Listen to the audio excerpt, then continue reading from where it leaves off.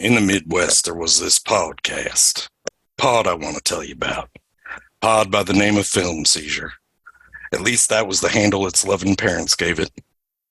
This here pod is hosted by three fellers, Jeff, Jason, and then Chuck. I'll tell you what, after hearing this pod and this here episode that's about to unfold, well, I guess you can die with a smile on your face. Hello, everyone. Welcome to Film Seizure.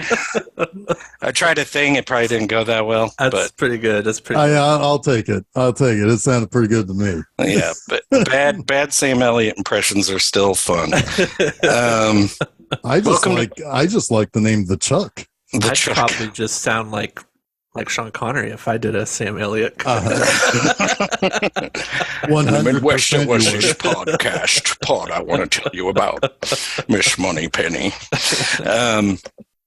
So yeah, we're in week 3 of the Coen Brothers month, and this week, if you couldn't tell already, we're doing the Big Lebowski from, well, I didn't bring up my notes. Is it 98? 98. Yeah, 1998. This was a highly anticipated movie for fans of the Coen Brothers. I think I remember thinking they're doing a bowling movie. It's really weird, but I had only really started my Coen deep dive right before this movie came out. So I was excited about this movie, but I was kind of just really discovering. I was putting all the pieces together, right, of the movies that they made, right, when this was coming out. Yeah, I think Fargo. So I was very aware. I was very aware, yeah, by the makers of Fargo when this came out, and I knew and loved Fargo, and I had been kind of putting together like the fact that they had made Miller's Crossing, one of my favorite movies as a kid, and these other movies that I was starting to watch and see. So. But yeah, it was weird when this movie, the trailer, when this came out, there was 2 different trailers. I remember one was kind of a straightforward, almost played it like a comedy. And the other one was that wacky, awesome trailer where it was just like panels upon panels on the screen of all the different things happening at once. Yep. Right? You remember that one? Yes. And that was the one I remember being like, what the fuck is this movie? And I was all for the weird. I'm still all for the weird. So yeah, I was in. I saw this opening night. I'm pretty sure I did. Actually, I'm pretty sure I saw this the night before it opened, if I remember correct. Because I remember seeing the trailer in our theater because it opened at Lowe's, and I think this was right before I moved. I think. But I remember seeing the trailer with them shaking John Turturro shaking the ball, and I was like, I have to see that movie. Yeah. It looks ridiculous. So yeah, this was definitely a theater watch for me. And post theater, when I moved to California, we rented this movie, and I swear to God, it played for 40, the entire time we had it on rent. People would just rewind it and restart it. So you were constantly walking into a scene from The Big Lebowski. It honestly felt like a cult movie as soon as it came out. Agreed. Right? I had that feel about it. The theater I saw it in on opening night was packed, but it was mostly movie theater people. Like a bunch of us all went. We saw it in Castleton. I don't know. Were you there, Jeff? I know I saw it with Dave Lichty and John, your brother, Chuck. Okay. It came out before you and I really became particularly, I knew you worked at the other movie or at the video store that I used to work at. Yeah, that makes sense. We weren't super hanging out yet. Yeah, we were, and that was that was released in March of 98. So actually, I probably hadn't even left that video store yet. So that might have even been before. You may have still been at, when did you work at GC and when did you work at the car wash? I was working at the car wash probably when this came out. Okay. So I didn't know you. I didn't know you at all at that point. But I might have been working at the video store. I don't know, man. Time is weird anymore. I don't know, man. Yeah, I know, right? Because so much happened in about 3 years from when I graduated from high school and moved to California that I don't remember like who was around for what, if that makes sense, you know? Because it was just a blur of meeting new people and new jobs and all sorts of stuff. And then obviously like every fucking movie that came out, right? No, I mean, like, because I remember, like, you were working at the video store probably at the time that I was working at the other video store on 46. That's probably right. Yeah. And then I came back to Greenwood in early 99. Guys, this is fascinating. Well, you know what? We're but trying to think, it's kind of fun. I did have a little bit of a dude moment earlier. I went to get my Polar Pop at the gas station earlier. You have to write a check. Oh my god, that would have been hilarious. It's like, sir, you have the program thing. It's free. Walk out. No, I walked in and I'm wearing a Transformers shirt with my favorite Transformers chest on my chest. And a guy in there was like, "Oh, I like your shirt. That makes me think of the 80s." I was like, "Yeah. Well, yeah, it does." And he's like, "Well, I'm a 90s kid, but I'm not as old as 80s kids." I'm like, "Well, I am." And then I kind of like became the dude for a second because he was talking about the 90s, and I was like, "Yeah, but there's some bitchin' tunes in the 90s." And I'm like, it's like, I've never said that. I've said that term before. I've never said that term to a stranger before. I might as well just started drinking out of a pint of milk right then and there, right in front of everybody. I fucking hate the Transformers, man. So yeah, Jeff, did you see this? Back to the movie. Did you see this back then, or is this not until video? I probably saw it. I don't know. Like, this would not have been a very big renter at the video store I was at when it would have come out. Yeah. So I don't even know when I saw it. But I remember getting and watching it on VHS. I know it wasn't cable. Really even still to this day, I am kind of an interloper when it comes to the Coens. It's like I come and go. I watch, I've seen Raising Arizona, we did those other movies in the early days. Like, I think Raising Arizona was the only one I had seen previously. Mm-hmm. Now, granted, this. Listen. You got a Caucasian there? So I'm pretty sure the same sound editing for this is in both Big Lebowski and Man Who Wasn't There. It's so pronounced, especially Man Who Wasn't There, because that's such a quiet movie. Yeah. When he makes a drink and he moves to the. That's actually, I think, when Frances McDormand does, and she moves to the couch. I was like, holy crap, that sounds like the exact same. Sorry. Anyway, I wouldn't be surprised if they had some stock sounds. Probably, yeah. But no, I mean, it's like this month is the difference in this month compared to the first time we did this was I've seen 3 of these movies before. Yeah. So it's like I was certainly more on the scene side on this time around. But no, this was one I probably saw late in 98. I'm pretty sure I watched it with my girlfriend at the time, and we thought it was pretty great.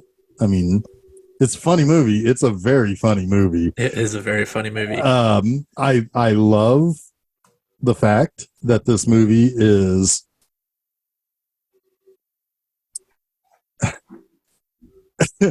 it's more about the characters, right? It's not really about what's going on in the movie.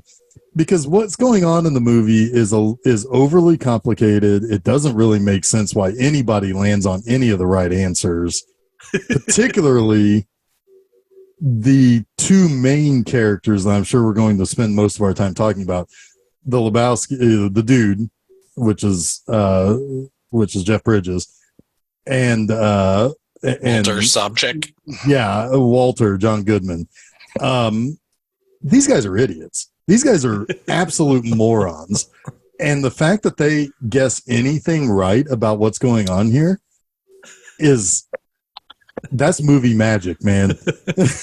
Because that's what it is, right? It's like they land on it, but there's no explanation. There is no real configuration of why they figure out why the girl kidnapped herself, other than they just kind of know her type, or they assume her type.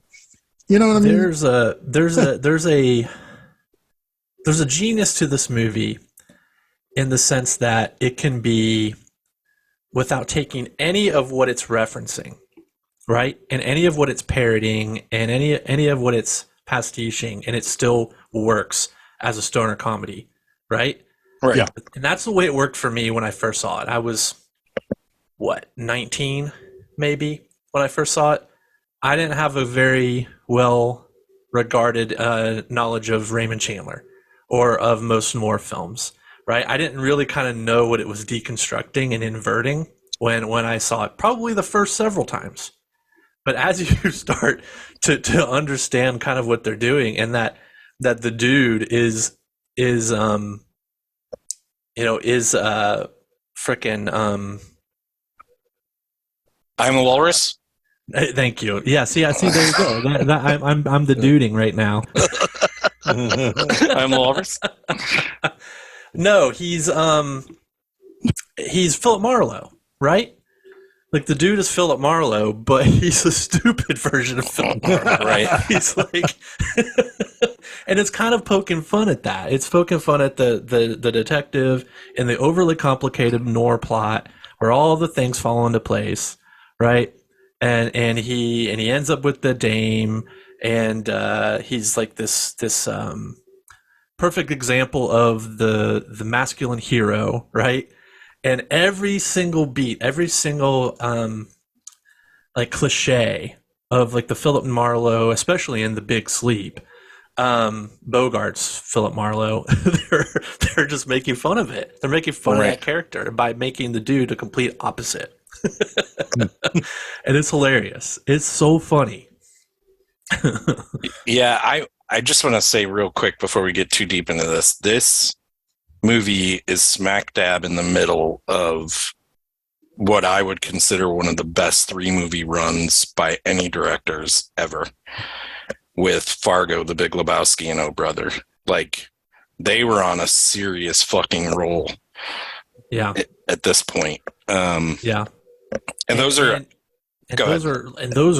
this is the one that did the least business, and it's probably now, the one people will quote the most. Right? Oh yeah, I mean, there's a festival yearly for it. There's, I mean, like going 20 on years, I think. Yeah. Yeah. Well, the Marvel Universe references it with Fat Thor. With his robe and everything. Yeah. And his big beard. Yeah. Yeah, Tony Stark straight up calls him Lebowski. Oh man, that's so good. I mean, it is. It's like it become this. Has become more in the zeitgeist than even Oh Brother, which was a humongous hit. Well, right. think about this also. I mean, this is early 90s when this movie takes place, made in the late 90s, and still incredibly watchable today. This movie is kind of timeless. Mm-hmm. Yeah, this kind of fits into like it, and it does kind of fill that hole that like Raising Arizona has, where Raising Arizona even feels timeless. Yeah. Whereas a lot of their other movies are either specific to a time or is like Oh Brother is clearly what, the 30s, I think, right? Yeah. Or 20s or 30s. Next week's we're in the late 40s. Mm-hmm. We have late 50s in Hudsucker. Fargo feels like another planet. I think it's like modern. Time. It's modern when it came out, though. I figure. Sure. Yeah, it was relatively contemporary. I mean, it was basing itself on potentially an 80s type of story or something that there's an 80s feel to it, but it's contemporary. Yeah. So yeah, I mean, this movie is just timeless. I mean, like, you can watch this movie And you could say, oh, that's totally the 90s, or oh, it's, I mean, the only thing that would really break that for somebody is the chargeable, almost army-like phone he sent with. Yeah. Right. I mean, it's like, I almost expect for it to turn out to be another 98 movie. But it's the Saving Private Ryan, when it's like some guy's face is missing after he's talked on the phone. It's 91. I mean, mobile phones aren't really a thing. No, but I mean, like, that's the one thing. It's like, you wouldn't look at, I mean, it's like looking at Bowfinger talking to Robert Downey Jr. with the wire sticking out of his sleeve. It's like it stands out. It's I'm saying it's an indicator of what time period we're in. Okay. Right. That's where the break is. But for me, that though, everything else almost feels older, right? Like it feels older than 91. I mean, it's probably mostly the dude's car. Most of the dude's car, the bowling alley that we're in is very 60s. And it's got 70s. It's got the overhead projector style of scoring. Yeah. Well, and like you said, it's like a noir film, but it also sets up like a Western. Oh, yeah. Most definitely. Oh, it transitions almost immediately. It's like the weirdest. It's really a weird mashup, right? Because it has the narration, that noir narration, but it's Sam Elliott. It is very cowboy voice, and you're out in the desert following a tumbleweed up to the edge of a cliff, and then it's the LA skyline. I love it. And then the tumbleweed continues. You follow the tumbleweed through the streets of Hollywood, right? So it is quite literally like, oh, nope, it's not a Western. That's just kind of a red herring. We're going to transition right into noir, but we're going to also immediately start subverting that genre too. Right, but the tumbleweed is also the dude. Yeah. Right? Sure. Yeah, like he's tumbling through life, Yeah, he is. I mean, he's also very much, in a lot of ways, he's the man who wasn't there also, where he just kind of weaves through life. And yeah, I mean, he gets harassed only once for rent, but it's not like he's not good for it. Like somehow he's good for it. Far out, man. Far out, man. But yeah, I don't know. I mean, I did have a question about Sam Elliott as the stranger. Is he? Are we to kind of think of him as like a Greek chorus? Maybe. Yeah, I think he's a surrogate for the audience, but he's also. I mean, he is telling the story too. He's parroting the noir voiceover. Yeah. Sure. Okay. Yeah. Because he does. I mean, he does show up on screen a couple of times. Yeah. Which is because that's one of the things. It's like, what's kind of crazy about this movie is this is a movie that has way too many characters, but somehow it works. It works, man. Because it's like at that point you become the dude, and you're just like, whatever, man. It's like whatever that guy's about. I don't know. Like the perfect example of that is when he's being driven home in a limo from Mods. Yeah. And then he immediately gets accosted and thrown into the Big Lebowski's limo.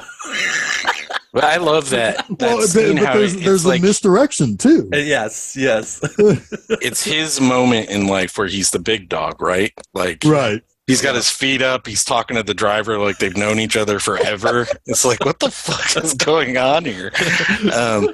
Back to Sam Elliott, one of my kids said he's his guardian angel.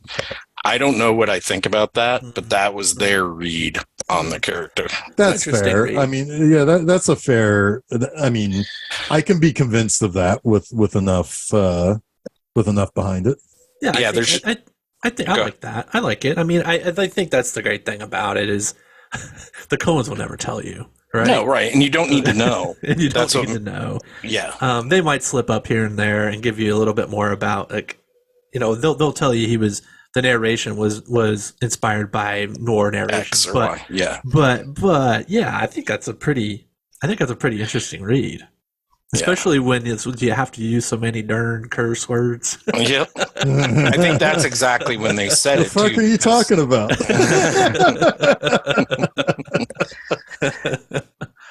Which I think I read this movie uses the word fuck something like 250 times or something.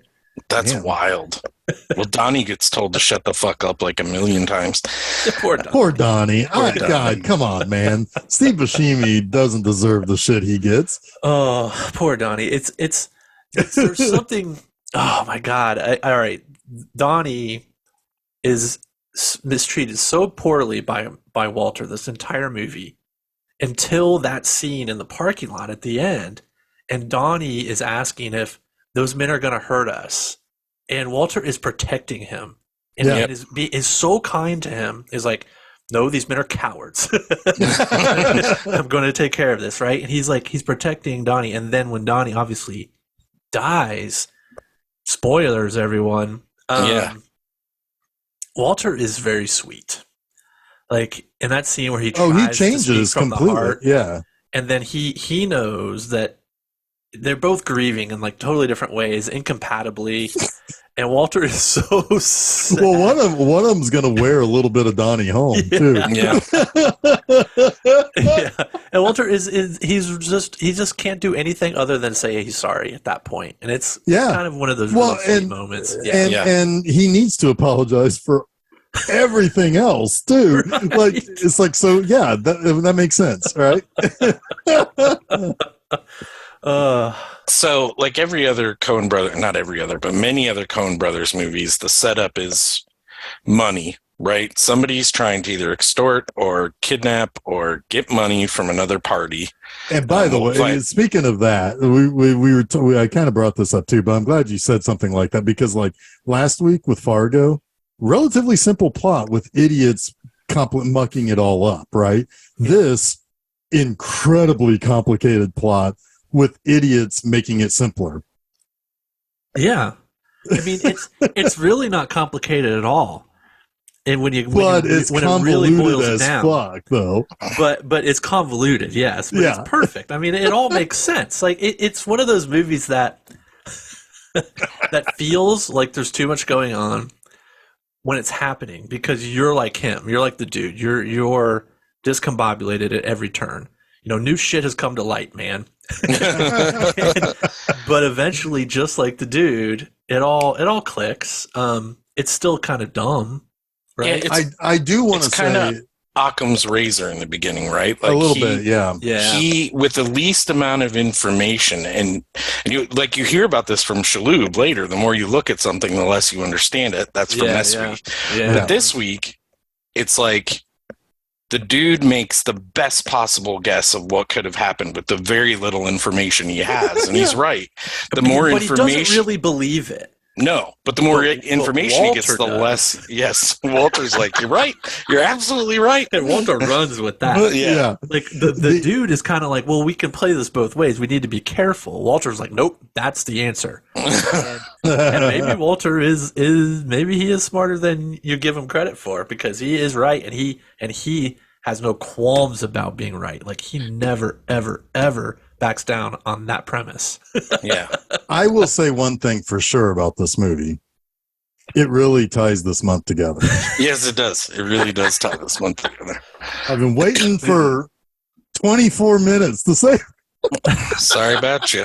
Sometimes you just got to wait for the right time, Jeff. You just got to bide your time. Well, I took it. You did. Anyway, go ahead, Chuck, with the setup. Oh, yeah. So basically, Lebowski is accosted by, or the dude, excuse me, is accosted by two dudes at his apartment calling him Jeff Lebowski.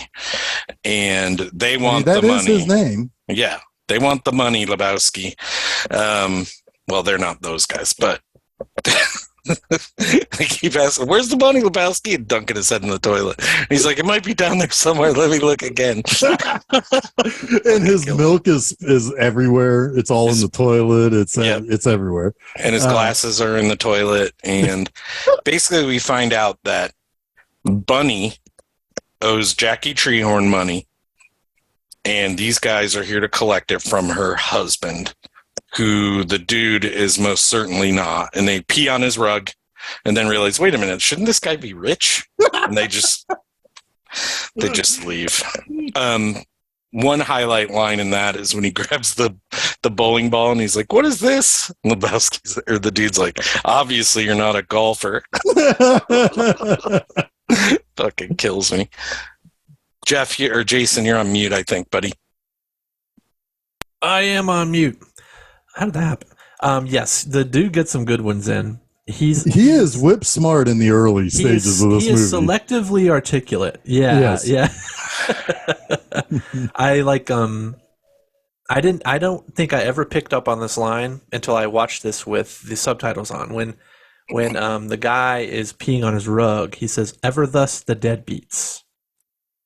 And or ever thus two deadbeats, I think is specifically what he says. And that's funny because there was a local band in Indianapolis called Ever Thus the Deadbeats. I never really understood what their band name was, but they totally took it from Big Lebowski.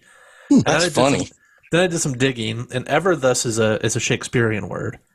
Of course it is. Yeah, and it's either going to be Shakespeare or Bible. And basically, like to say ever thus anything is this is the way it will always be. It's the way it's always been, and it's the way it always will be. So ever thus to deadbeats is this is the way it's always going to be for you. Someone's going to always be pissing on your fucking rug. So the guy who pees on the rug says it? He says yes. He says ever thus to deadbeats. That's interesting. Like, I didn't catch that either. And it's kind of funny that the heavy that's sent by Jackie Treehorn would be the one to say that. It's very funny. Yep. Yeah. Well, and then, but we got to make sure that we have the correct juxtaposition, Chuck. This entire movie is juxtaposition. For sure. We need to make sure that we give the proper nomenclature for that gentleman who pissed on the rug. Yes, yeah. He's not a Chinaman. He's an Asian American. Asian American, please. It's so funny where Walter is overtly like respectful versus overtly insane. Yeah, and he's always like in the middle of some kind of tantrum when he stops to correct somebody. Like, he's being maniacal, and then he stops, and he's like, "Let's use the proper nomenclature." I didn't say that right, but you know what I mean. Yes, he reminds me of a friend of ours that we all know who I'm thinking of. And this guy peed on it. Well, no. Really? He does? A little bit. I assume you're talking about Adam. Yeah. Okay. A little bit. I mean, Walter is... Is that not who you thought I thought, Jason? I can see it. I can see it. Yeah. Yeah. I want to make a weird thing. Have either of you seen the movie Cutter's Way? No, but I would like to. I only just recently watched this movie. And it's kind of strange, the similarities. Somebody pee on a rug in there? Not really, but on it a rug. Stars Jeff Bridges. Jeff Bridges is kind of a beach bum, guy. He doesn't really have any prospects, kind of drifting through life. He's very, very the dude, but like 30 years younger. And his best buddy is John Hurd, who is a Vietnam veteran, and is just like conspiracy theories and just always jumped to conclusions, kind of like just raging alcoholic out of control that Jeff Bridges' character is always trying to rein in. They both get kind of dropped into this weird, like noirish conspiracy plot. It's like a murder mystery, right? Mm-hmm. Yeah, and it gets political at levels, and they essentially like even crash in at the end of the movie into like the mansion to reveal the truth and everything. It's like, holy fuck. Wow. I watched it maybe a year or two ago. I'd never seen it before. I was like, oh my God, there are so many Big Lebowski things happening in this movie. It's kind of wild. Just an aside, but yeah, watch it through that lens, and it's a good movie anyway. Pretty weird. And they're both like noir adjacent. Yeah, absolutely. Yeah, I need to watch that again. I own that movie. And I watched it some time ago, but I never made the connection. But now that you say it, I could totally see it. Mm-hmm. Mm-hmm. It's there. It's definitely there. Yeah, so anyway, sorry. No, you're fine. The rug that tied the room together, as Jeff said, is basically the jumping off point for the rest of this movie. Because the dude is complaining to Richard basically while Donnie's bowling that rug really tied the room together, and Richard's like, well, that's not the fucking problem here, man. Wait, Or not Richard. I don't know Walter. why I call it Walter. Why did I say Richard? Who the Gosh, fuck is Richard? yeah, he's a real dick, whoever that guy is. Jeff Bridges' name in It's a Gretchen one, Cutter's I've seen Way is Is Richard. Yeah. Yeah. But he basically convinces them that the real gotta go. problem is the real Lebowski, right? Like, Yeah. You go get your fucking rug back. Well, that's interesting, man. that's interesting, man. He's standing there with his shirt like halfway up to his. Doing his stretches. Yep. He thinks the carpet pissers did this? Now, I will say we do get the reason why Walter is always like telling Donnie to shut the fuck up. Donnie does often come into the middle of conversations that he doesn't know what, and the conversation's been going on.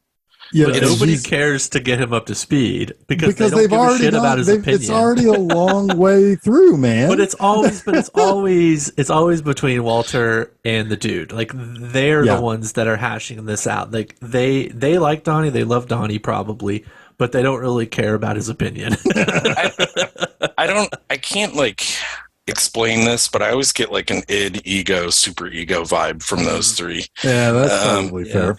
Yeah. And one of them is Because always getting kicked Walter would be id, I would say, for sure. because he acts on his impulse. Right. And Donnie, I think, would be the most rational of all of them, and they ignore him because Yep. of that. Most definitely. And he's also he is very simplistic and happy in life. Like he has no, like, as stoned as the dude typically is, or as drunk as he typically is, depending on the scene,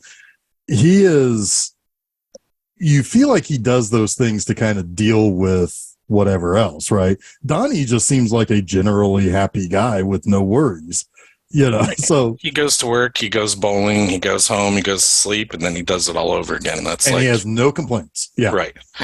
That's Donnie's life. We don't know though. We don't know. We don't know. We really but- don't know. That's I'm my gonna make- I'm assumption. gonna Donnie make had a- the most cash on him at the end of the movie. I am Yeah, going We to don't know how make much the Walter most. had, but I'm going to take a dude leap and say that was Donnie's life. Yeah. Yeah. And I'll probably be right. probably. Although a movie to follow Donnie around outside of this would be interesting. We don't need it, but it'd be interesting. Well, we got one that followed around the Jesus, and we didn't need that. I never watched that. I didn't either. I heard it was really bad. Yeah. No Coen brothers other than their blessing on that one, right? Like they, Oh, But why- yeah, why they that were, They were like, character? sure, do what you want to do, but they had nothing to do with it. yeah. But why that character? That character is detestable in a lot of ways. Because it was John Turturro. He wanted to make it. 8-year-olds, I don't know. dude. 8-year-olds, dude. Yeah. I think he wanted to give him, I think he even redeemed the character in some That's way. what I Like, think, he, the he whole- was he was like That's not necessary. falsely accused or something. Yeah, I don't know.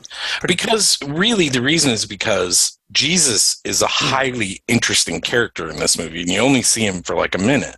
But that's all Like- we need. That's all I need. It is all we need, but some people are like, I could go for more of that. I think it was I mean, the just scene John when he's- Turturro. I think John Turturro was the Yeah. only one. He's like, I want to Well, see him- more of that.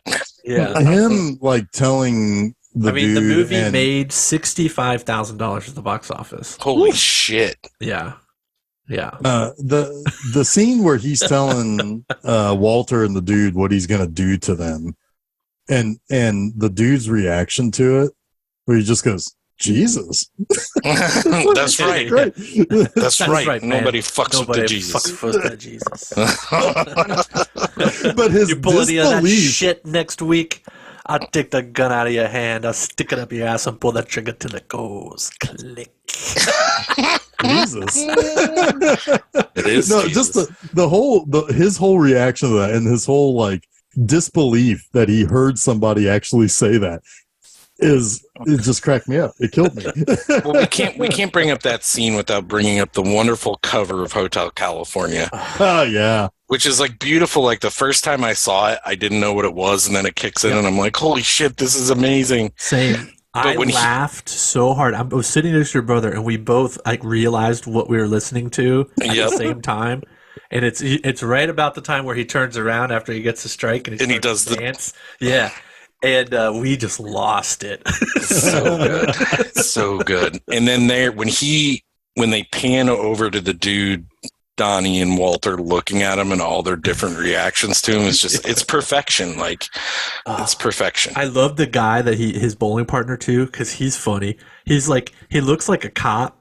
You know, he's kind of like, he's got the mustache. He's kind of pudgy and short, standing next to him, and he's just standing next to him, like, and the looks on his face are kind of like the looks of a person who's not really an actor, but is trying to like not laugh. Right. We've talked about this with the Coens before. When they bring in that old guy to do the clerk scene at the store for like 30 seconds. And you're like, this guy's not an actor, but his reactions to everything are perfect. Absolutely. So this guy was probably at the fucking bowling alley. Probably, like, yeah. Another guy that I think about is in the opening sequence when it's the Bob Dylan song and it's everybody's bowling and reacting to their strikes. The short dude? The short dude who does the little like fist pump. Yep. Yeah. He gets the strike. That guy always cracks me up too. Yeah. Because he does not seem like an actor at all. No. No. Speaking of actors, for one of my children, Philip Seymour Hoffman, in his very limited time in this movie, like stole the show. Which is great. He is Grant great. He's amazing. My kid was like, I love him. And I was like, Philip Seymour Hoffman's in your hands, dude. Yes. Her life is in your hands. And his disapproving looks and his laugh, his uncomfortable laugh is like, it's effective. I don't know how to explain it. It's just so good that you're like, I believe everything this man is going through right now. Like, he's so believable as this fucking. He is the one guy who instantly calls the dude. The dude, yes. Yeah. I love every time he does it. It's so good, dude. He also in the span of about 5 minutes of movie time, calls Nancy Reagan a wonderful woman and Bunny Lebowski a wonderful woman. Position. Yep. But that's like kind of Brant's job, right? He's just doing his job. Brad can't watch the hurry. Is it Brad? Brant, I think. Brant just can't watch the hurry. Has to pay $100. God, I love him. His awkward like. That's also when, oh my God, when he hands the ransom note to the dude. So the Big Lebowski is explaining what's happening to the dude in the great room. That scene is straight out of The Big Sleep, by the way. And he's like, Brad will fill you in on the details. But before that, he gave me this, right? And that's Brant's cue to go in and hand the ransom note to the dude. And as soon as he does it, he like stands at attention. Yes. Like, I've done my job. I have hit my mark, and I'm standing at attention. Yeah. It's wonderful. Philip Seymour Hoffman, we watched, just a quick aside, Magnolia in this over the last few months. Yeah. I've always had an appreciation for him, but now I miss the shit out of that dude. Oh my God, I miss him so much. Yeah. What a genius. Yeah. And we'll eventually get around to my favorite of his.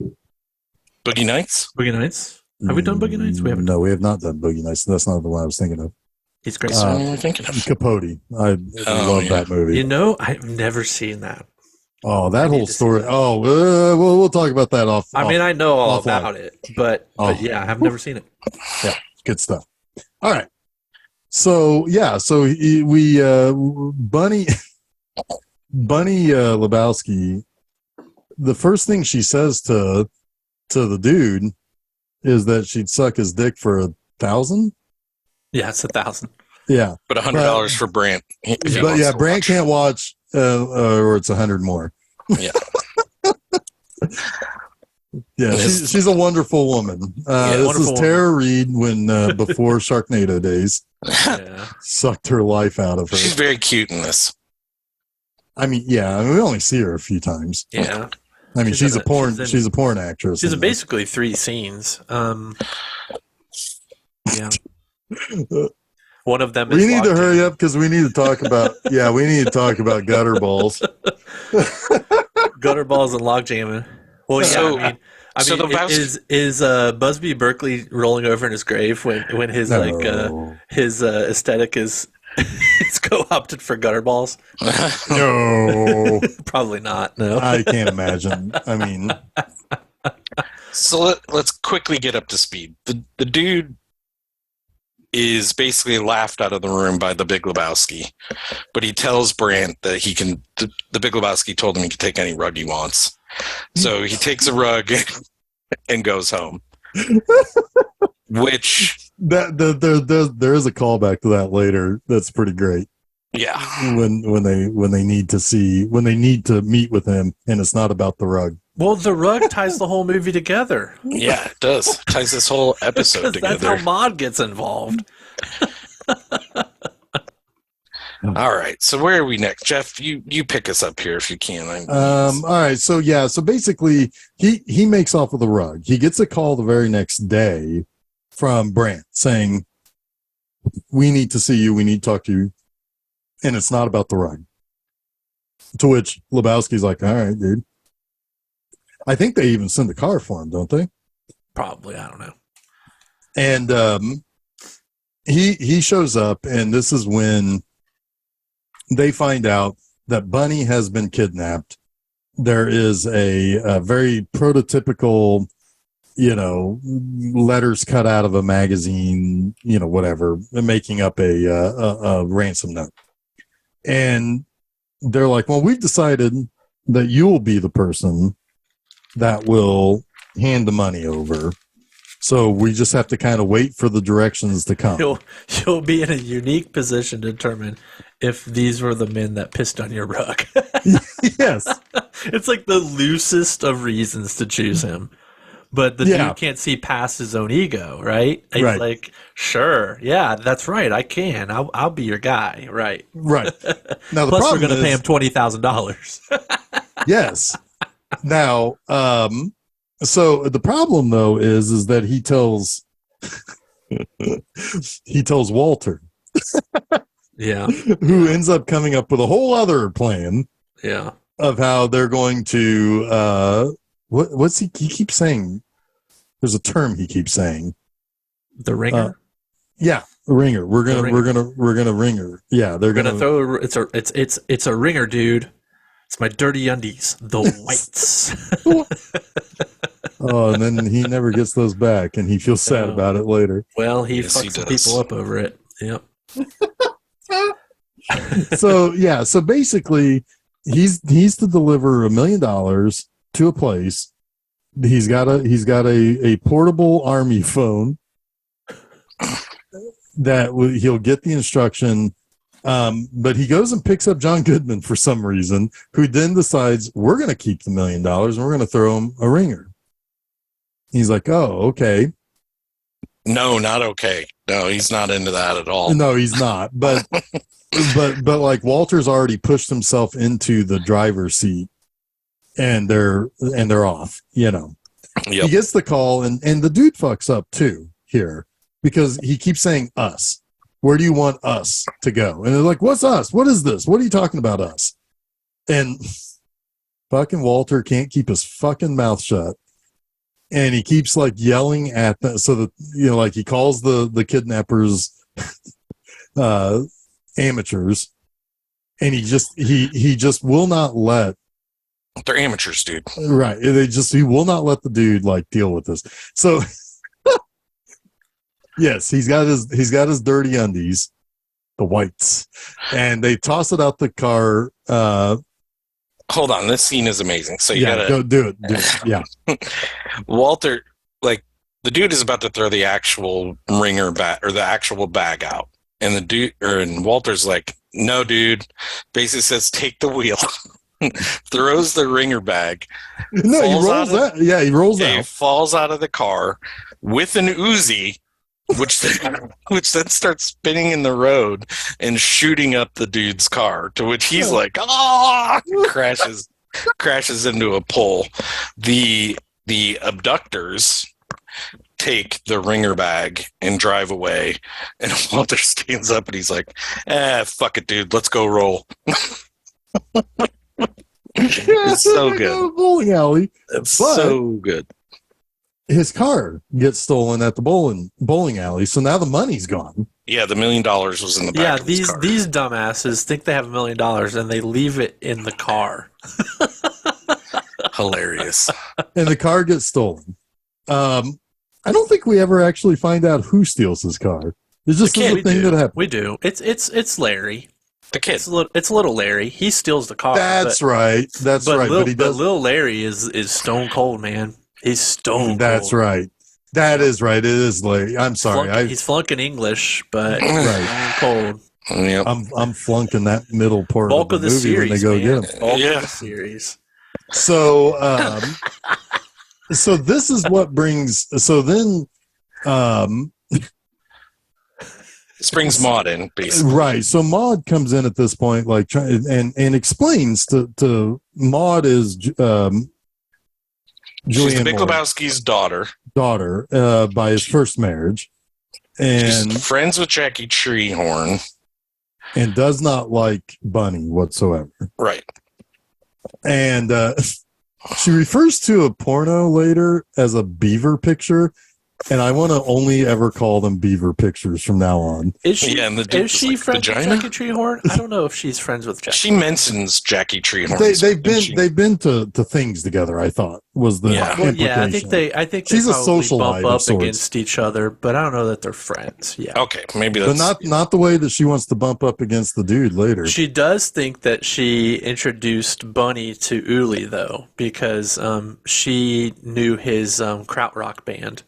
Autobahn. The Autobahn with their what was the name of their album?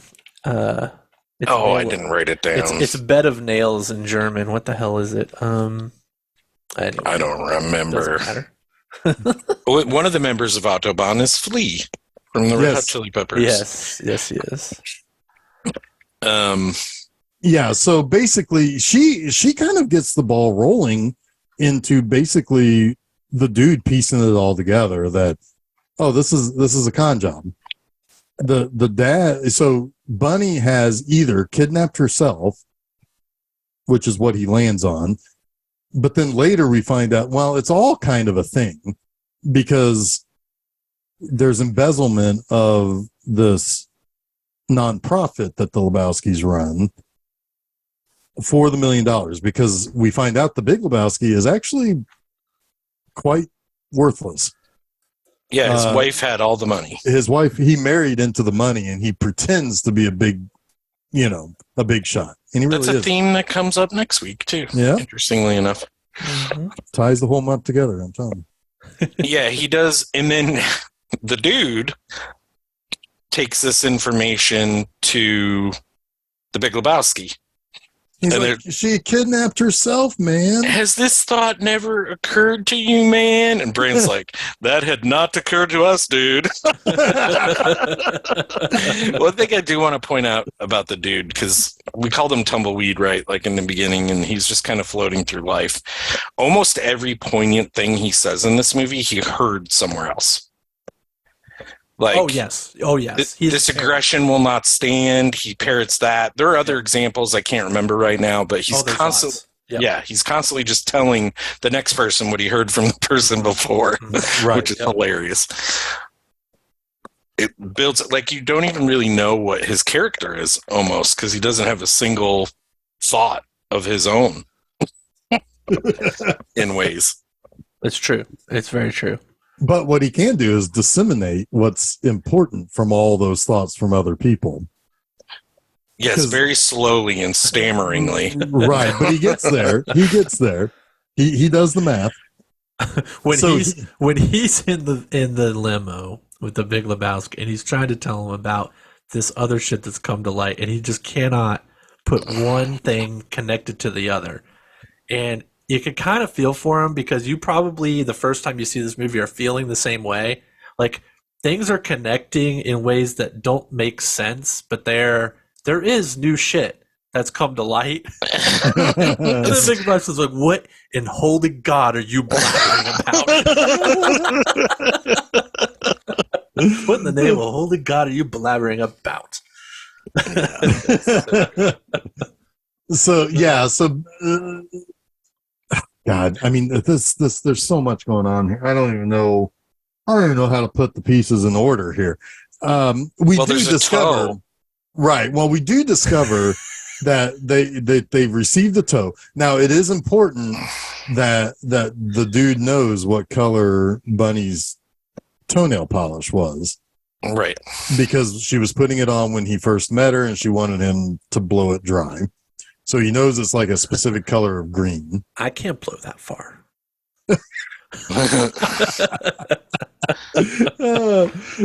Like, he doesn't even. Yeah, it's so funny because it's like he's so lazy he doesn't even want to do that.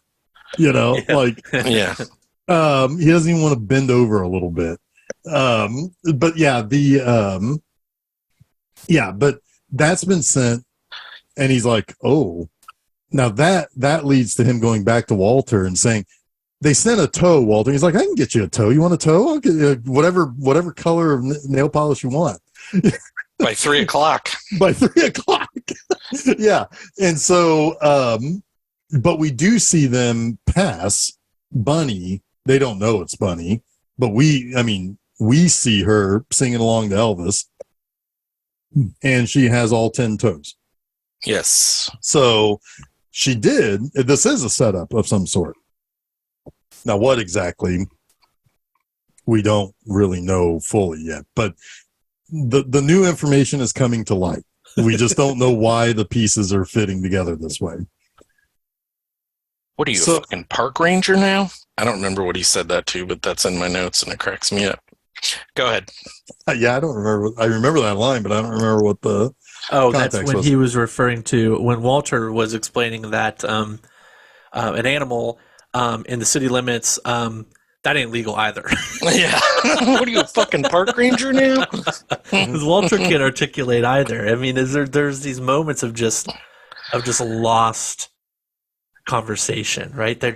They can get their point across, but they don't actually speak in complete sentences. Right. It's so the acting is so great in this too because it feels real. It feels like they're actually incomplete in their thoughts. It's fun. Yep. Well, it's like we're seeing actual guys, like actual normal schlubs at a bowling alley that are embroiled in this unbelievable conspiracy all of a sudden. Right. And that's another thing. It's like the dude also has to deal with Walter pulling a gun on a guy for going over the line and fouling. And both the guy and the dude are basically like, just mark it as Nate or whatever. It's a game, man. Right. It's a game. It's like, whatever. And it's like, so he pulls a gun, which then gets their team in trouble while they're in a tournament. Which only brings on more animosity from the Jesus, who has the whole line about, if you pull a gun on me, I'll take it from you and shove it up your ass. So like, and there's this whole thing that's coming up soon. Shomer Shabbos. That's coming. Shomer Shabbos. Shomer fucking Shabbos. Why don't you roll? Why don't you roll? Shomer Shabbos, Donnie. Yeah, he can't do it on Saturday. He can't play on Saturday because Shomer Shabbos, and he's not supposed to answer the phone. He's not supposed to drive a car. He's not supposed. It's like basically he's the dude on Saturdays. Right. What is this religious bullshit? I don't matter. I fuck you on Saturday. I fuck you on Wednesday. You got a date, baby. There's another one of those moments too with Walter when he's about to tell Donnie to shut the fuck up. When Donnie is telling him the times for the their match is up, and he shut the fuck up. What time? Yeah. So good. So so basically that's a whole other subplot that's going on that's just complicating the dude's life. I mean, Walter complicates the dude's life enough. He doesn't need this fucking bullshit fake kidnapping. So eventually the two guys, the rug pissers, come back and kidnap and abduct really the dude to take him to Jackie Treehorn. Yep. Now Jackie Treehorn is a character until you see him again. You almost kind of forget that was the guys that was the whole thing. The whole thing gets started from Jackie Treehorn's guys. You remember the guys. You remember the rug pissers. Right. He wanted money from Bunny. Right. And it was a gambling debt of some sort, I believe. And but then like Treehorn kind of goes away. I mean, we do know that he's involved in pornography in the Beaver pictures. And I love that term. I love that term so much. But anyway, but we find out that, this is Ben Gazzara. This is the second time we've seen him as a villain on this show. Thanks to Roadhouse and now this. Oh yeah, Roadhouse. Bear fell on me. But anyway, he explains he's not really, he doesn't make the porn. He publishes it. Yeah. He's in publishing. Right. So, but basically he wants to know where this $1 million is too, because, that's part of what's owed, and by this time they've already found, the little kid, Larry Sellers, who doesn't want to tell him where the money is, whose father wrote like 150 episodes of Branded. Larry Sellers doesn't say a fucking word the whole time they're in the house. He doesn't even emote. Nope. Yeah. There's no emotion in this kid's face. And Walter gets specifically scary. He beats up the wrong dude's car. Yeah, because they think he's already bought a sports car with the money. Okay, so two things here when he's talking to Jackie Treehorn. One, Treehorn gets a call, and he scribbles something on a note. Oh my God! So good. And That's Lebowski, my favorite moment in the movie. It probably is too. Hysterical. His reaction to what he's seeing is great. He goes over and does that age-old trick of the pencil rubbing on the paper to see what was drawn on it, because he thinks he's going to get a clue to this case, and really it's just a guy with a big dick. Jackie Treehorn. That is straight out of North by Northwest. That's probably where that was popularized. With the big dick, with the pad. the pad. Yeah. Yep. Yeah. So Pretty another fun. kind of noirish thriller, right? That they're kind of poking fun at with a big dick. Yep. Like, why would this guy write this on this paper? No, he drew a dick while he was on the phone. That's fucking great. Man, it's so funny. But the dude tells Treehorn where the money is. Treehorn made him a drink that knocks him out, a Caucasian that knocks him out. He ends up getting in a taxi where he tells the driver he fucking hates the Eagles. The driver kicks him out. And that's when we see Bunny drive by with all of her digits. Yeah, and also, so when he's knocked out at Treehorns, that's when he has his Jackie Treehorn presents Gutter Balls. Gutter Balls. And he's dressed like and it's great because the dude, Jeff Bridges, is dressed like he's like coming to somebody's house to work on something, like like your prototypical, porn, setup. He's the cable man or the or plumber. whatever. Yeah. And he dances in and Maud is there dressed as a Viking. And his look when he's floating underneath the girls down the lane is just that's classic Jeff Bridges. Like like look of joy and disbelief. All while just dropped in just to see what condition my condition was in is playing. It's so perfect. Yeah. Yep. So perfect. So then, He gets abducted again, but this time by Maud, yes. so he can have sex with her. Well, no, she's at his place at that. Yeah, when he comes home from Malibu, he trips over the piece wooden of wood thing that he had nailed into the floor to keep the door from opening, even though the door opens out The other way. and then he trips on it, which is just fucking perfect. As Jeff would say, the little things. Yep. And he falls on the floor, and Maud stands over him in his robe, which is another like noir trope, right? The It's not the dress shirt. Waiting for you in your bed, waiting for the detective in his bed, but she has been startled out of her bed, puts on the dude's robe, and looks over him on the floor. It's like, Hey man, that's again, my robe. he's a clown. He can't even lay the lady correctly. Right. Well, and also the whole speech by the Malibu cop who keeps saying jack off. Yeah.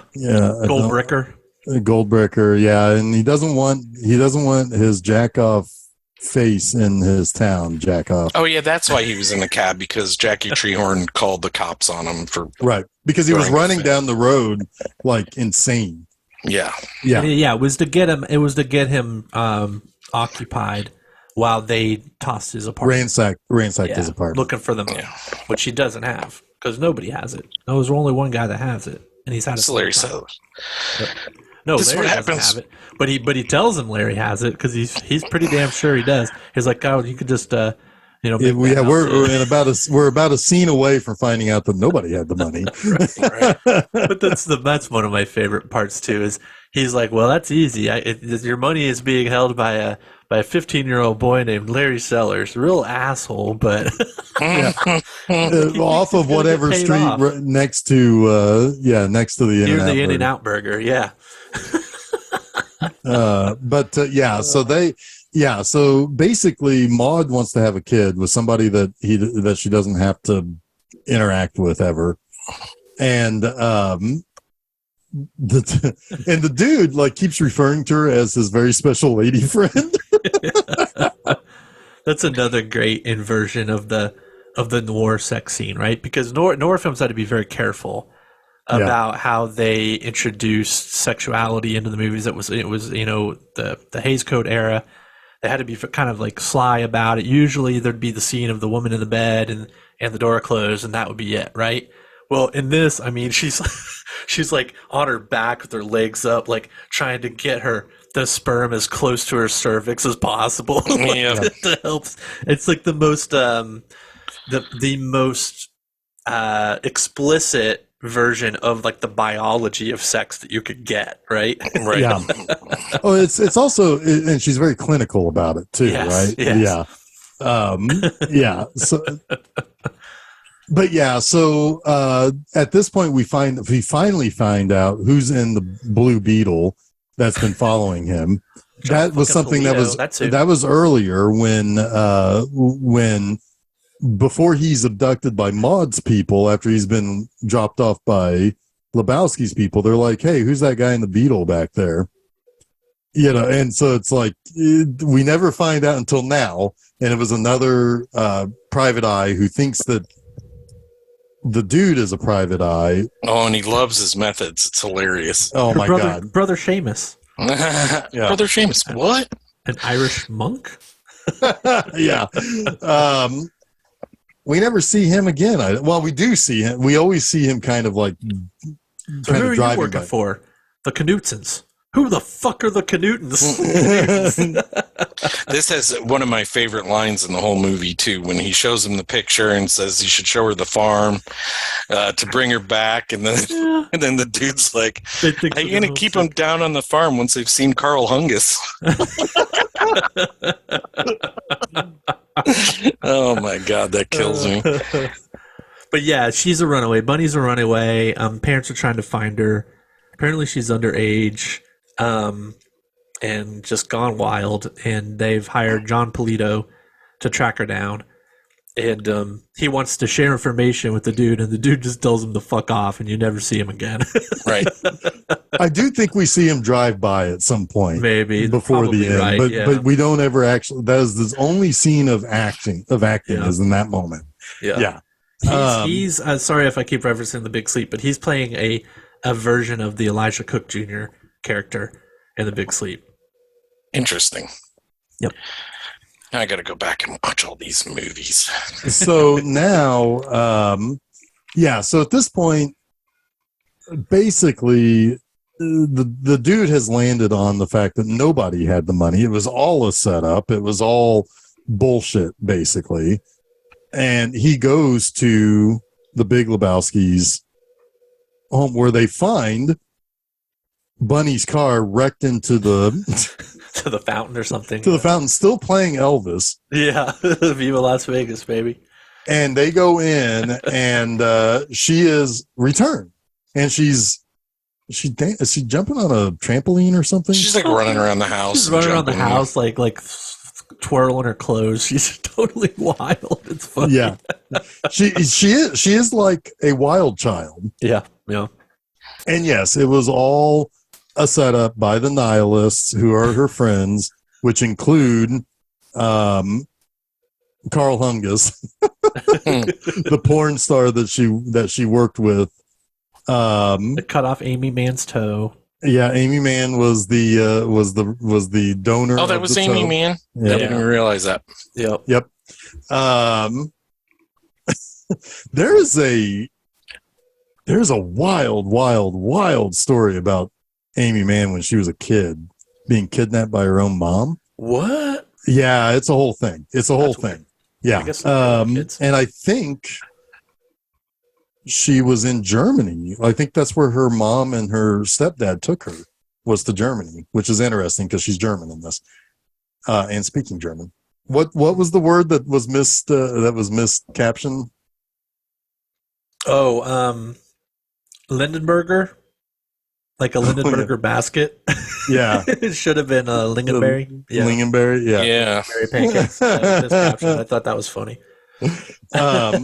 So anyway, so basically, it was all, and the whole thing is, and basically, the Big Lebowski is right. Like, when he's confronted with the fact, it's like, this was all full of shit, man. And he's like, well, I would just say that you stole my money.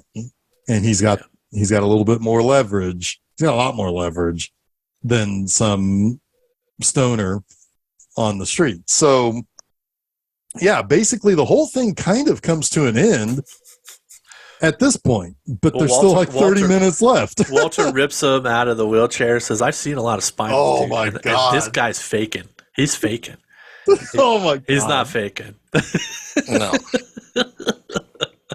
But he So probably they just deserved leave. that, the If motherfucker. he did, that's the He's a dick. comeuppance. Like, he's Yeah. probably going to get away with the embezzlement in some way, shape, or form. Maud knows it's not the dude, but what is she going to do? Right? Who knows? Yeah. Right. Doesn't fucking matter, because the dude is kind of done with this part of the story. He's going Yeah. back to his life, right? Yeah, That's he's the rest of he's gonna go rolling. He's gotta get into the semis. And this is when the nihilists have come and lit his car on fire. Yeah. And they finally did it. You killed my car. His So poor car has So been what? through the ringer. It's been crashed on the delivery of the The of tires were shot out the too. ringer. Yeah. Yeah. It was was- stolen and Was then then stolen and just totally and then- trashed. and a It was vagrant. crashed when he dropped a joint in his Pissed crotch. in it. Yeah, and then Yeah. yes, he crashes it again into the dumpster when he drops the joint in his crotch. His scream when he drops the roach is Yeah. fucking great. And now it's been set on fire. Yep. Yes. Yep. And so the car has finally been killed. Totally. Yep. And but so the It's green with some brown rust coloration. I love What's when in- Maud what's in- calls and they're like, "Oh, I guess we could put that mystery to bed." I'm the one who stole your rug. Or took your rug. Well, oh god, and the whole Wouldn't hold out much hope for the tape deck or the Creedence. Yeah, But hey, they left both. He lucked out. well, he he asked about his suitcase or his briefcase. He's like, "What was it? Papers, my business papers." Papers. Where do you work? I'm unemployed. Unemployed. Which is funny though, because if it really does have $1 million in it, it would be full of papers. Yeah, he weren't lying. So, He's not he a wasn't liar. lying. No, he's not. They were work papers, yes. So anyway, so the nihilists light his car on fire, and they want the money, and it's like, dude, it's all over. It's a fucking scam, Let's fuck you up anyway. And it's like, and at one point, one guy pulls out a fucking sword. He's got a sword. He's got a sword. But yeah, so their resolution, the nihilists, are to take whatever money they have in their pockets. But Walter Donnie won't. and the dude have $22 between them. Yes. 18 of it, and 18 of it is Donnie's. Right. Walter probably has the $1 million. That's why he's willing to fight over it. Right. But Walter wanting to fight instead of giving them whatever he had in his pockets results in poor Donnie having a heart attack. Has a heart attack from the stress because Donnie is fragile. He's the fragile one. Smokey's not the fragile one. It's Donnie. Yeah. You lost the war. The bums lost. Sorry, that's The totally bums unrelated. will always lose. But yes, they have the funeral scene. It's like, Oh my god, when It's in La Jolla, I think. It's by the our way. most modestly priced receptacle. Oh, that's... oh my god, that whole scene where it's like when how intently Walter's looking over the bill. Uh-huh. And he What's this? crosses his legs. He puts his reading glasses on. He's looking at it, and the way he's even holding the papers is like the book, that they put the papers in. It's disbelief. He's looking at it in disbelief. It's like What's it, $400, I think, for the urn? $180. Oh, it was 180. It was wasn't even that $180 much. bucks. Wow. Yeah, And they range up to $3,000. Yeah. It's our most moderately priced receptacle. Priced receptacle. So he asks,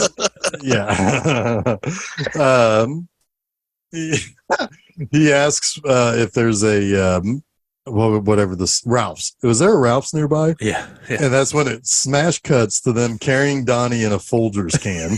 I love it.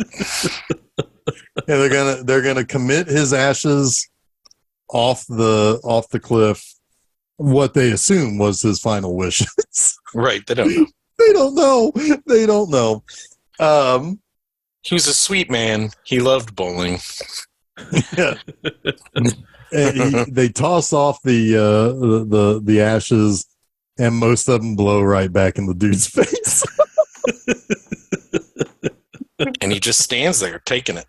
Like But with then- that look on his face. Yeah, but he's had enough too. He gives Walter something to think about. To which, Walter- as we said, Walter just apologizes. There's nothing more he can do. He's so like hunched over and Yeah, it's not full of any life, right? He's defeated. broken. He's defeated and broken in that moment. Yeah, it's kind of this oddly sweet moment. And Donnie had to die to get there. yeah. Which is interesting because Walter does change, right? Sure. And the dude does not. No. There's no changing the dude. The dude abides. man. Exactly. Yeah, that's exactly right. Walter, is it even actually stated exactly, like, did Walter actually fight in Vietnam like he says he does? I mean, Like, nobody. I can only assume. Nobody proved it or disproved it. I would think so. Because I felt like I felt like in one of his rambling about, watching people die and face down, I thought the dude said something that was contrary to that. But I could be. You might be thinking about when he's like, "It's not about Vietnam, man. Just face it." When he was talking about it was something. It was something else. Bunny kidnapping herself. Well, next week there's a discredited I can't say the word. Discredited hero. war hero. Yes. Yeah. Well, we'll talk about that here in a moment. But yeah, no. So basically, they do end up going bowling, and we see the stranger again, our narrator, our humble narrator with the most humble mustache on the planet. Because the mustache brought the narrator with it. Yes. The mustache is the narrator. Probably. Should have been cast as the mustache. I mean, But yeah, the Lebowski's last line in the movie is "The dude abides," which is what everybody quotes. So like that's one of the big ones. You know, I don't know about you, but I take comfort in that. Yeah. Yes. He explains that guys out there like the dude are out there taking it easy for He talks about how the story was pretty funny. Yeah, he enjoyed the story. He hated seeing Donnie go. Didn't like seeing Donnie die. But hey, you know what? There just so happens to be a little Lebowski on the way. Which is the good takeaway of the story, right? Like, well, the dude will continue on, you know. Yep. And the little dude will be the man of his time someday. Yep. Which is something that Lebowski or the dude would have never done for himself, right? Continue his own lineage. No, because let me tell you something about the dude.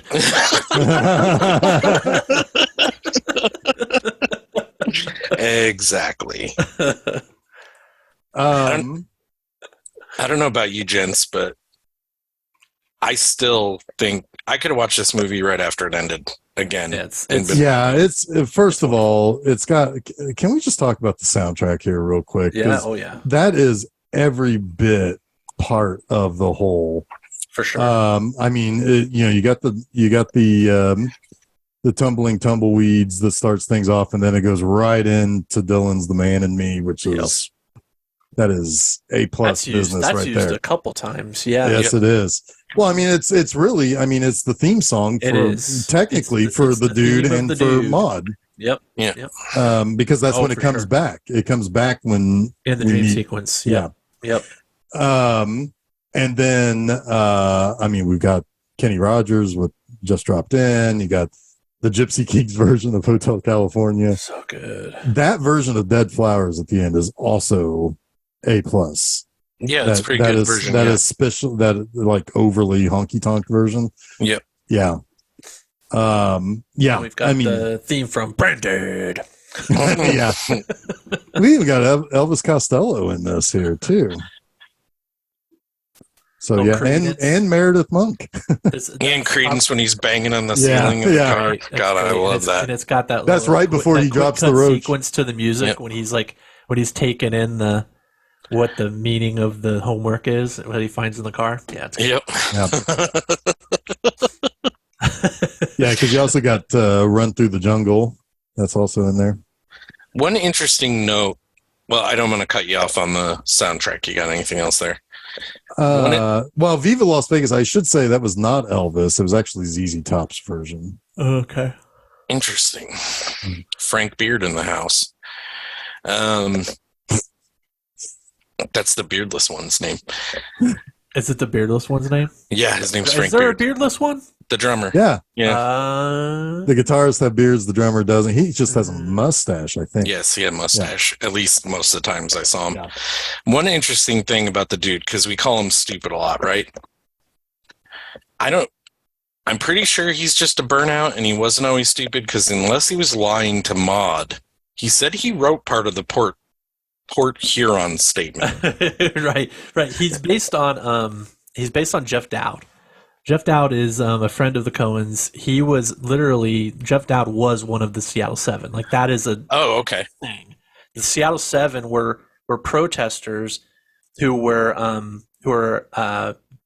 they basically were protesting the treatment of the Chicago Seven, right? And they were all. There was a big political trial. They all ended up getting acquitted, but Jeff Dowd was one of the Seattle Seven. So when the dude says that he was one of the Seattle Seven, that tracks back to Jeff Dowd, right? Interesting. Okay. A lot of the stories that Jeff Dowd told were directly used in this movie. Like Jeff Dowd, I guess, was sort of infamous amongst his friends for saying that he had a rug that tied the room together, right? Like That's they hilarious. used him as the absolute template for the dude. Yeah. Thank you for sharing that. That's stuff I would never seek out and find. So that's good context there. Yeah, that's pretty good. No, I called the dude stupid or an idiot, but He's it's a not burnout. that he's a burnout, but he's also just an average guy. There's nothing special about him other than he seems to be generally well liked by everyone until this stuff happened. Like nobody seems to have any reason to piss on his rug before this. So yeah, I mean, he's just a guy. And you think of these characters as typically being these almost monolithic heroes of brain power when you get into like the typical detective, right? Or they are especially savvy with the ways of the street or whatever. And the dude's not really any of that. I don't know if he's just a guy because sometimes there's a man, Jeff. Sometimes there's a man. Sometimes there's a man. Yeah. That is true. Next week, we're going to try to answer the question of what kind of man are you? What kind of man are you? Next week. Anyone have anything else, or I'll say next week? Real quick, I want to say that we got Lebowski Fest. That has been a convention that's run since 2002. Yep. For this movie in particular, and I believe the next one is this September, and I think it's the 20th one. Yeah, our buddy Aaron Bacon goes. They probably missed a couple for COVID. Yeah, they did at least one. I remember that. Jeff Dowd, incidentally, has shown up to the Lebowski Fest before. That's awesome. Louisville, Kentucky, fall 2023, 20th annual Lebowski Fest. There it is. The first one I read, they call themselves the Achievers, by the way. The people, not the little Achievers, just the Achievers. Call themselves the Achievers, and I guess the very first Lebowski Fest was in a Baptist-owned bowling alley because it's the only one they could find that would allow them to rent it out. I guess, and that's hilarious. And they weren't allowed to have any alcohol or any cursing. So Sam Elliott was like running it. Two basic staples of the dude, right? That's oh my god, that's hilarious. There's some great pictures on their Facebook page. Like you have women dressed up like Maude, bowling. You have all sorts of dudes. Yeah. You got a Big Lebowski and a bunny. I think I've seen pictures of people dressed up as oh my god, or as Flea with like the big scissors, There's I love it. I cut Dr. Johnson. Oh, you wiggly little penis. There's also a Lego Walter in costume. Oh my god, this is great. Walter, huh? There's Thor. Yep. Anyway, next week on Film Seizure, we have the fourth of five. I guess we're done talking about Big Lebowski. We're done. We're done. Shut the fuck up, Donnie. Shut the fuck up, Jeff. That's what I should have said. I'm a walrus. Shit. Like a child who's walked into the room with no context. I looked at one of my children when that line was stated because they do that all the time. They sit down and start asking what's going on. I'm like, God damn it. I'm watching a movie. Anyways, The Man Who Wasn't There, Billy Bob Thornton vehicle, next week on Film Seizure. What about where can people find us and what other things you have, Jeff? Yeah, so go over to filmseizure.com. That's where you can find all of our stuff. You can find out where we post everything, where we do all that stuff. Typically, though, best way to put it is you can go to Facebook, you can go to Threads, you can go to Instagram. Maybe we're probably not going to be on Blue Sky for a while. Nobody's going to invite us. We're going to ruin the place. But anyway, those filmseizure.com. Just go there. It'll be fine. Good advice. Good advice. Also, so let's see. The Man Who Wasn't There next Wednesday morning That is episode 276, fellers. Wow. I know, right? A lot of them. People need to catch up. They're going to be catching up for the rest of their lives. Yep. Also, at the same place, filmseizure.com, this Monday afternoon, it's the 242nd episode of Monster Mondays. This week, I have The Mole People. It's a Universal classic. That Cool Monsters, not a very good movie, but very cool monsters. I think I wrote a script for an episode of a show for that once. No, not that one. Oh, okay. It wasn't that one. I know what you're talking about. It's not that one. So that is also at filmseizure.com. You can check that out Monday afternoon. This Friday at my website, bmovieanima.com, I have a review of Unmasking the Idol. Yay! It's a fun one. Yeah, I like that movie. I do. And it's got a fucking baboon as a sidekick for a spy. You can't beat that. Well, you can with the sequel, but we got to wait for that one to come around for the review until next year. But anyway, so I think that's about it. What do you think, guys? Is that about it? That's about it. All right. Well, until next week, I'm Jeff Arbuckle. I am the Walrus.